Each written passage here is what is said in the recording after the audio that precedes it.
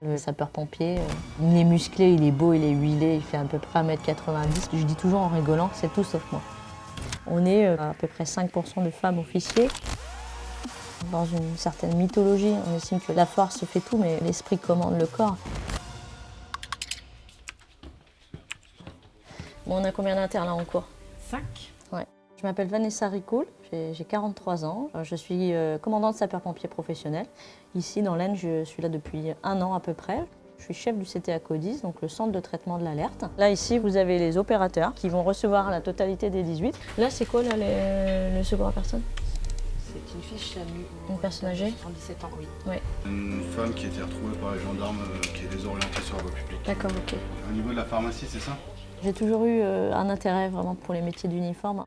J'ai d'abord commencé en qualité de sapeur-pompier volontaire. J'avais sagement attendu mon tour, puisque avant, en 2013, je n'aurais jamais pu être sapeur-pompier, puisqu'il fallait mesurer 1,60 m et malheureusement, j'en suis plutôt loin. Ce que j'aime, c'est la proximité avec les personnes. Pour moi, il n'y a rien de plus gratifiant que de s'occuper d'inconnus.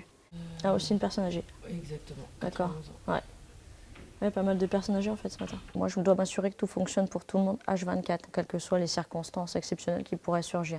Une tempête, un aléa, un accident, un événement dramatique qui mobiliserait tous nos moyens. Je vous envoie les collègues, vous ne quittez pas, je vais vous passer le SAMU au téléphone, d'accord?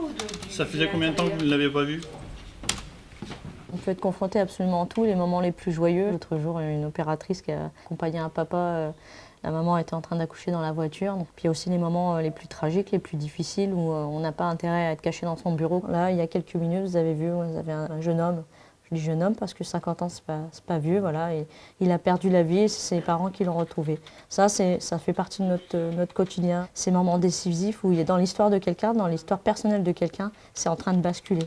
Et ça, c'est tous les jours. Voilà, il y a des parents qui sont arrivés chez leur fils qui avait des soucis de santé. Retrouvés en ACR. On est parti, je te passe la maman. Aujourd'hui, je suis dans un environnement de travail, des collaborateurs masculins où ça se passe vraiment très très bien. Je suis un collègue parmi les autres. Pour le VSAV, je verrai ça ce soir. Je pense que ça devrait être beaucoup plus simple.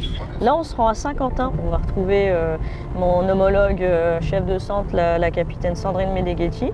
Et on va voir un exercice orienté sur la désincarcération. Sandrine, elle fait partie des murs depuis très longtemps aussi. Elle fait partie des personnes qui ont fait leur place aussi naturellement qu'un homme. Et puis il y a d'autres moments où j'ai senti que le chemin était âpre et difficile. Non seulement j'étais une femme, en plus je ne suis pas quelqu'un de très grand. Je dois compenser un physique que je n'ai pas par une forme de présence dans l'espace. Ouais. Bon, tout le monde est prêt? Oui. Ok, ça marche. Ce sera une ouverture de coffre au moyen de l'écarteur. Ensuite un écrasement de siège. D'accord. J'offre toujours à mes sœurs le calendrier des sapeurs-pompiers. Il est musclé, il est beau, il est huilé, il fait à peu près 1,90 m. Je dis toujours en rigolant, c'est tout sauf moi. Dans une certaine mythologie, on estime que la force fait tout, mais loin de là. On a oublié une partie essentielle, c'est que l'esprit commande le corps.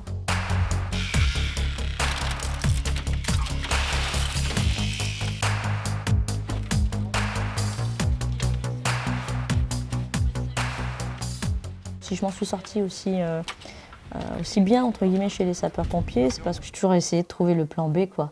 C'est-à-dire que quand j'avais pas la taille requise pour aller attraper l'outil qui se trouvait tout en haut du camion, je montais sur la roue.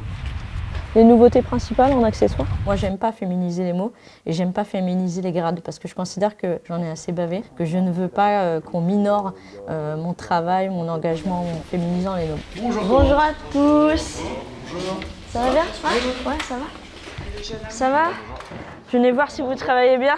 On est à peu près 5% de femmes officiers. En 2018, le directeur de justice des Ardennes me confie une mission qui était de diversifier les effectifs. Pour lui, il y avait trop de testostérone, je vais reprendre ces termes, dans les centres de secours. Bien, bonjour à tous. Bienvenue à la direction départementale des pompiers de l'Aisne. J'ai pu échanger avec des jeunes pour leur expliquer que si moi j'avais réussi à être pompier, tout le monde pouvait le faire en fait. C'était pas une façon de se sous-estimer, c'était pour démontrer que toute la mythologie dont on parlait tout à l'heure, elle n'existait plus. Vous vous impliquez, s'il vous plaît, dans un environnement citoyen où tout le monde a sa place et c'est important qu'il y ait tout type de profil et que quand on veut devenir pompier, qu'on soit un garçon, qu'on soit une fille, c'est absolument pas un problème. Même si je vois que les filles, elles sont plus au fond et les garçons sont devant. Il y a clairement un tabou de l'homosexualité chez les sapeurs-pompiers. J'ai pris des commentaires parfois que je qualifierais de déplacés. Il y a tout ce que j'ai pas entendu mais qu'on m'a rapporté. J'ai été outée en fait par un collègue officier volontaire qui a transféré un mail qui faisait clairement référence à ma compagne Virginie et à l'époque à nos vacances au Canada. Et ça remontait jusqu'au directeur départemental. Moi j'ai vécu ça comme une violence mais terrible. Aujourd'hui je ne veux pas que l'on me parle de ma vie privée quand ce n'est pas nécessaire. Il faut éduquer, sensibiliser, former, accompagner. À partir du moment où tout est dit, tout est nommé, où il n'y a pas de tabou, finalement il n'y a plus de discrimination. Ils ont été, c'était pertinent. Toujours pertinent les pompiers, comment? Et modeste en plus avec ça. Toujours. Bien sûr. D'accord. Plus on offrira un spectre multiculturel, multiethnique au milieu des services, et mieux ça se passera. Voilà, je vous souhaite une excellente fin d'après-midi. Bonne séquence avec mes collègues. À très bientôt. Continuons à travailler efficacement, à réfléchir pour faire en sorte qu'aujourd'hui les territoires soient des territoires sûrs, safe, et que plus personne ne soit menacé pour des questions stupides.